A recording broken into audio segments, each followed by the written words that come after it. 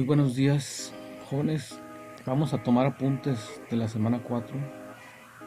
En esta ocasión, pues vamos a seguir viendo nuestros paradigmas de la programación, que desde hace años, pues la programación ha venido evolucionando por allá de entre el 1940 y 1950, pero para 1970 ya se podían identificar 4 paradigmas que hoy siguen vigentes.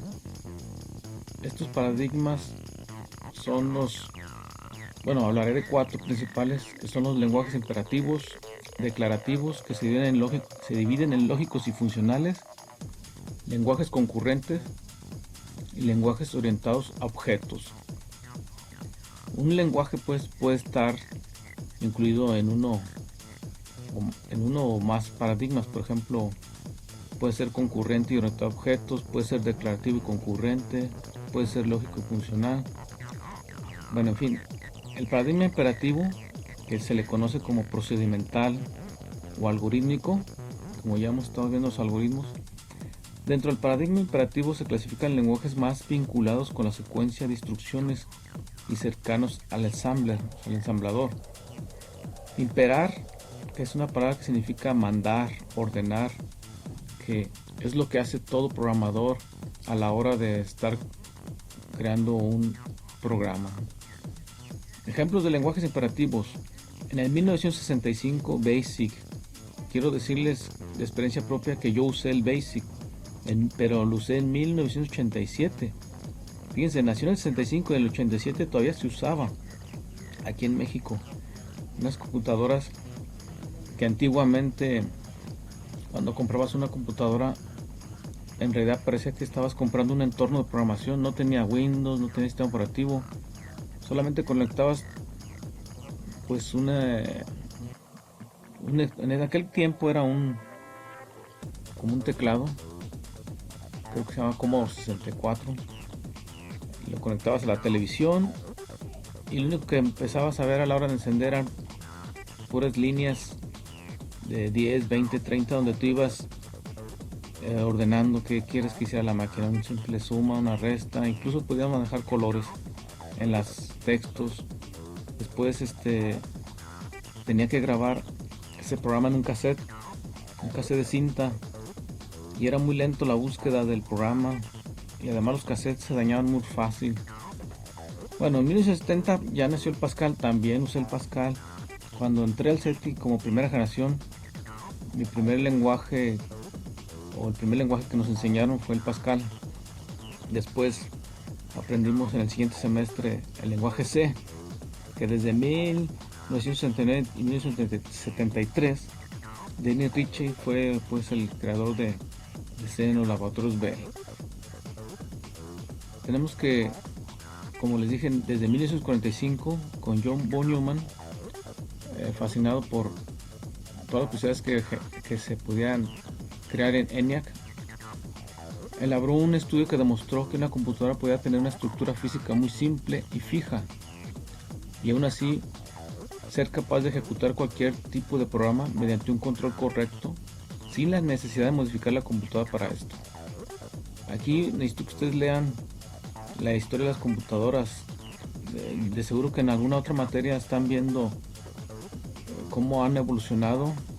Por ejemplo, anteriormente las tarjetas perforadas, la máquina de Babbage y todas esas historias que pudieran encontrar en internet o en algún libro, hasta llegar aquí a von Neumann.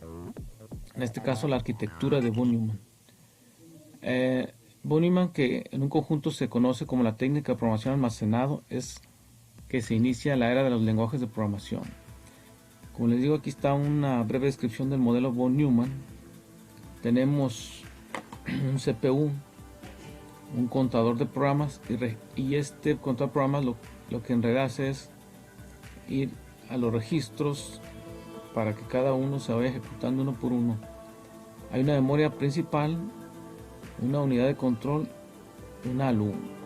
Además tenemos un sistema de entrada y salidas, que en este caso era el teclado y la pantalla. La memoria principal pues es la RAM, y la ALU es la unidad aritmético lógica, la que ayuda a procesar estos registros. por medio de la unidad de control se hace una comunicación. Por ejemplo, en la memoria principal tenemos A más B, y pues aquí es un proceso tan grande que una simple A más B tiene que tener un montón de pasos. Incluso la manera correcta de escribir tenía que analizar todo eso. Más adelante veremos los IDE, y ahí voy a explicar otra vez el modelo von Neumann. La programación imperativa se rige por dos conceptos básicos: la estructura, que es la programación estructurada, y el módulo, que también se le conoce como programación modular. La programación en el paradigma imperativo consiste en determinar qué datos son requeridos para el cálculo, asociar a estos direcciones de memoria y efectuar paso a paso una secuencia de transformación de los datos almacenados, de forma que el estado final represente aquí el resultado correcto en la salida. Así, este tipo de lenguajes se caracterizan por uso intensivo de variables. Aquí tenemos un ejemplo, pues Fortran. La estructura de programación basada en instrucciones, que pues al inicio era lineal, y aquí con el modelo von Neumann estas instrucciones se almacenan en memoria repitiendo determinadas secuencias de instrucciones.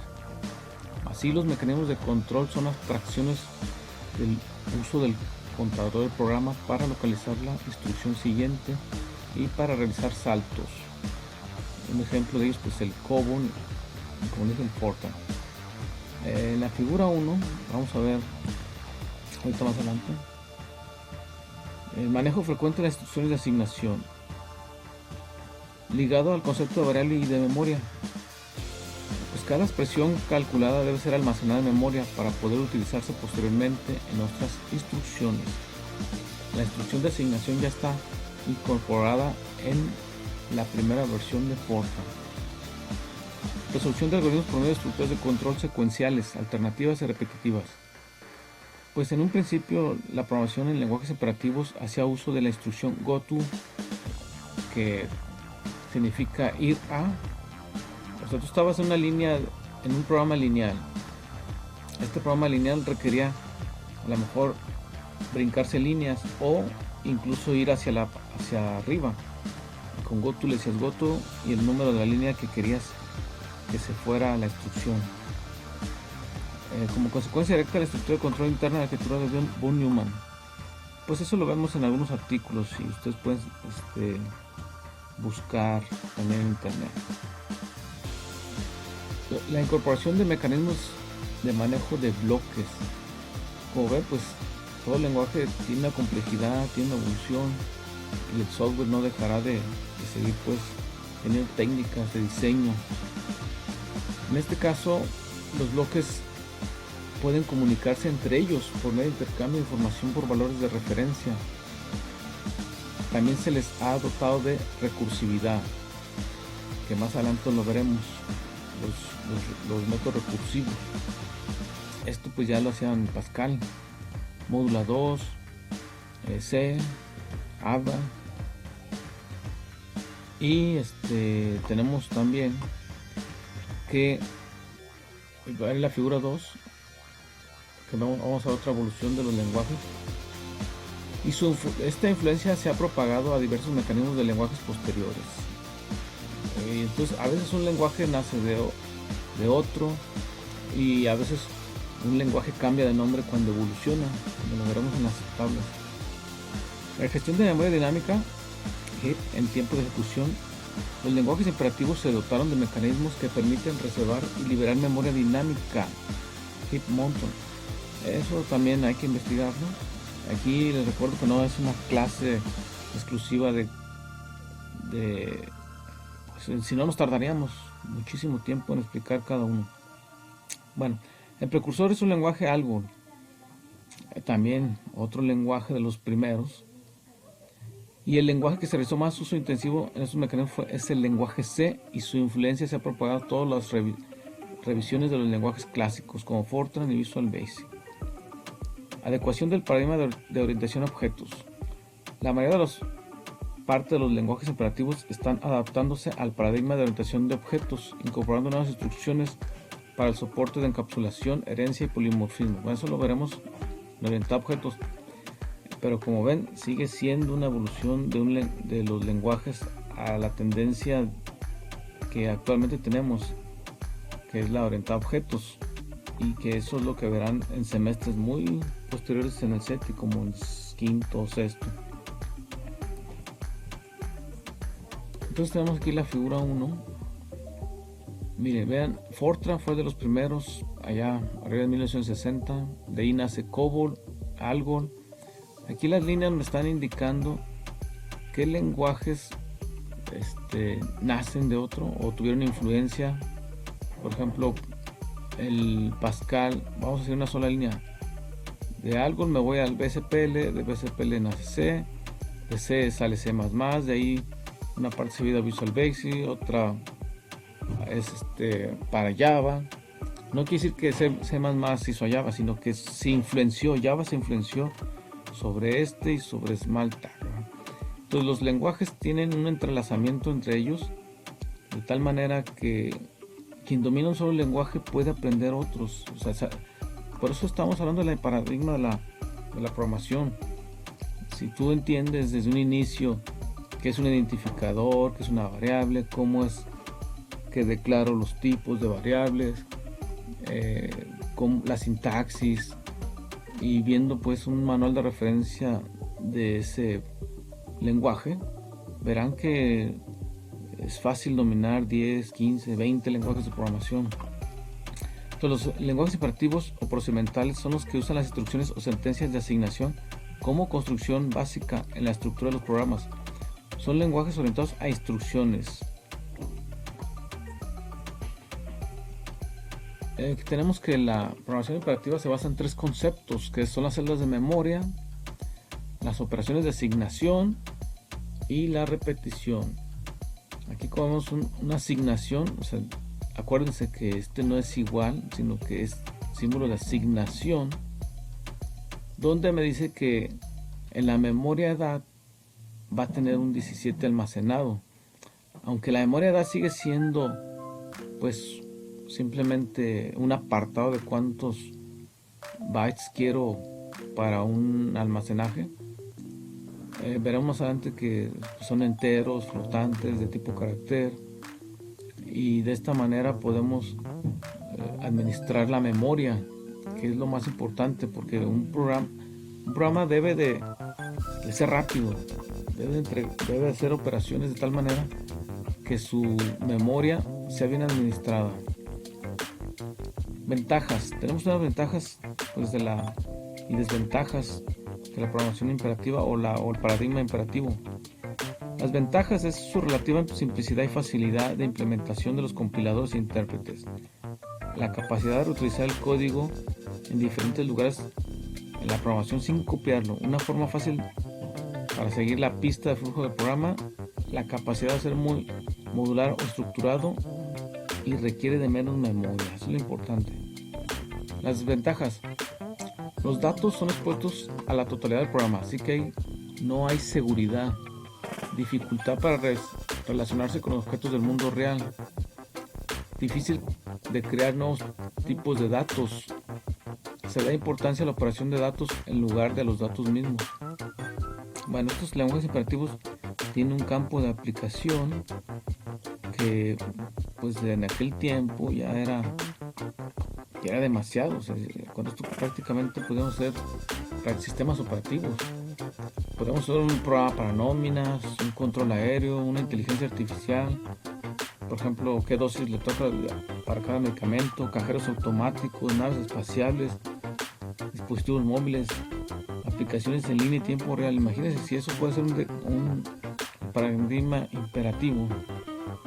Ahora qué será cuando ya vemos la inteligencia artificial. En sí, el primer paradigma que le vino a poner orden a la manera de hacer programas y por tanto su filosofía marcó la línea a seguir para resolver problemas de la vida cotidiana. Ahora tenemos el paradigma del lenguaje declarativos. Son de muy alto nivel, cuya notación es muy próxima al problema real en este caso los algoritmos. Hay dos tipos de lenguajes declarativos, que son los funcionales y los lógicos. Los funcionales o se les reconoce también como aplicativos, tienen toda su construcción como llamadas a funciones matemáticas. O sea, no hay instrucciones. Todo el programa es una función y todas las operaciones se realizan para composición de funciones más simples. ¿Esto qué quiere decir? Pues que yo tengo un argumento en la función y se calcula por la misma función para dar un resultado. El precursor de los lenguajes funcionales ha sido la teoría lambda, cálculos, introducida por Alonzo Schulz en el 1932, cuando ni siquiera existían computadoras. Y el primer lenguaje de ampliación y difusión de Lisp, creado por George McCartney en 1959. Entonces, debido a ellos pues nace Lisp, Close, Sheme, APL, ML, Mirada, Hop, Haskell, Concurrent Clean, Ear Learning, etc. Este tipo de lenguajes requieren demasiada memoria en comparación de los lenguajes imperativos. Los lógicos pues definen sus instrucciones siguiendo un tipo de lógica. El más conocido es Prolog. Tenemos también que esto nace la programación lógica, maneja relaciones predicados entre objetos, o sea, datos. La relación se especifica con reglas y hechos. La ejecución de programas lógicos consiste en la demostración de hechos sobre las relaciones por medio de preguntas. Ejemplo, pues, Prolog, Concurrent Prolog, Prolog Magmas y otros más, como Polka. El paradigma de los lenguajes concurrentes. Bueno, aquí tenemos que permiten la ejecución simultánea, que también se le conoce paralela o concurrente. O sea, ¿qué quiere decir? Que puede ser dos o varias tareas al mismo tiempo. La concurrencia puede ser una característica propia del lenguaje o el resultado de ampliar las construcciones de un lenguaje no concurrente. Ejemplos: Ada, Concurrent C, Concurrent Pascal, Concurrent Prolog y otros más. Bueno, pero ¿qué esperamos de un lenguaje concurrente? Lo que esperamos son las construcciones, de hilos, abstracción de comunicación, control de concurrencia. En los hilos pues se puede pasar de hilos a funciones, crear hilos como resultados de una llamada función. Comunicación asíncrona, canales con búferos asíncronos que preservan el orden de los mensajes. Control de concurrencia, exclusividad mutua, alguna forma de cerrojo. La atomicidad no es tan común en los lenguajes. Y la promesa de la concurrencia es la velocidad. Si una tarea toma t tiempo en un procesador, no deberá tomar t entre n tiempo de n procesadores. Disponibilidad: si un procesador está ocupado, otro puede ayudar. Distribución: los procesadores de diferentes lugares pueden colaborar en soluciones en problemas a trabajar juntos. Si los humanos lo hacen, las computadoras también. Esa es la visión que tiene, pues, visión, cognición, aparecer actividades fuertemente paralelas. De aquí pues nace la multiprogramación y los multiprocesos que ustedes verán más adelante en semestres. Aquí los nombro pues porque para que ustedes tengan una idea de este tipo de paradigmas de programación. Los paradigmas de los lenguajes orientados a objetos, que también es amplio, se lleva todo un semestre ver esto. Ustedes a lo mejor lo van a empezar a ver desde cuarto, quinto y sexto. Es más, de hecho 3-4 semestres para solo ver programación orientada a objetos en diferentes lenguajes. Pero estamos hablando que ahorita ya hay miles de lenguajes. Si en el año 2000 yo escuché que ya había más de 2000 lenguajes, pero muchos de ellos pues para diferentes plataformas. Por ejemplo, tenemos que centenares de ellos están orientados a objetos. Un lenguaje de programación se dice que es un lenguaje basado en objetos y soporta directamente tipos de abstracciones de datos y clases. Por ejemplo, Ada y Visual Basic en el 95. Un lenguaje orientado a objetos también basado en objetos, pero añade mecanismos para soportar herencia, como un medio para soportar la jerarquía de clases, y el polimorfismo, como un mecanismo que permite realizar una acción diferente en función del objeto o mensaje recibido. Ahorita no se preocupen por entender este tipo de conceptos. Más adelante pues ya lo van a ir conociendo. Tenemos pues que Meyer propone 7 características de los lenguajes orientados a objetos. Una de ellas es la estructura modular basada en objetos, otra es la abstracción de datos, la gestión de memoria automática, las clases, la herencia, el polimorfismo, enlace dinámico, la herencia múltiple y repetida. Como les dije, no es tema de qué significa cada una, pero por lo menos que sí conozcan qué es lo que maneja la programación orientada a objetos. Bueno, aquí tenemos un esquema de la evolución y semejanza de los distintos lenguajes orientados a objetos. Ya desde algo en 1960 sale pues Simula, Small, de Lisp Close, de Pascal, Ada, Eiffel, de algo sale C, C++, de C++ para Java. Estamos hablando del año 2000 hacia atrás, más o menos. Fíjense ya cuántos lenguajes conocidos usaban programación orientada a objetos.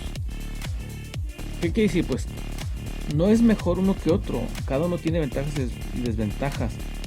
También hay situaciones donde un paradigma resulta más apropiado que otro. Por ejemplo, el lenguaje C, con el lenguaje C fue creado Linux. O sea, si tú quieres hacer un sistema operativo, pues C es el principal para muchos sistemas operativos que nacieron hace años. Otro ejemplo, Windows 95 también tiene librerías de C. O sea, no quise. Es más, un sistema operativo puede tener varios lenguajes de programación, más los de Windows. Luego tenemos que hay otros paradigmas en la programación: el lenguaje máquina, el lenguaje ensamblador, lenguajes de alto nivel y lenguajes orientados a objetos. Los lenguajes de bajo nivel están más enfocados al lenguaje máquina, y conforme va subiendo el lenguaje de medio nivel, alto nivel, es el lenguaje humano, y tenemos el super alto nivel. Super alto nivel es como un Excel, una tabla donde solamente agarro celdas, le digo qué quiero que haga con las celdas. Aunque no se programa, hay un cierto tipo de instrucciones que se le da a una tabla de Excel que es de super alto nivel. ¿Qué quiere decir? Que mientras más bajo nivel es más difícil de aprender, más difícil de usar, y a un super bajo nivel ya es un lenguaje binario. Aquí estamos hablando del lenguaje ensamblador. Hay lenguajes que puede estar en 3 niveles, como el lenguaje C puede ser de bajo nivel, de medio nivel y de alto nivel. Esto es según su nivel de abstracción. Y también hay una independencia en la máquina. Los lenguajes de bajo nivel, pues tenemos el lenguaje máquina y los ensambladores. Los de medio nivel, pues como el C, y de alto nivel, pues ya un Java.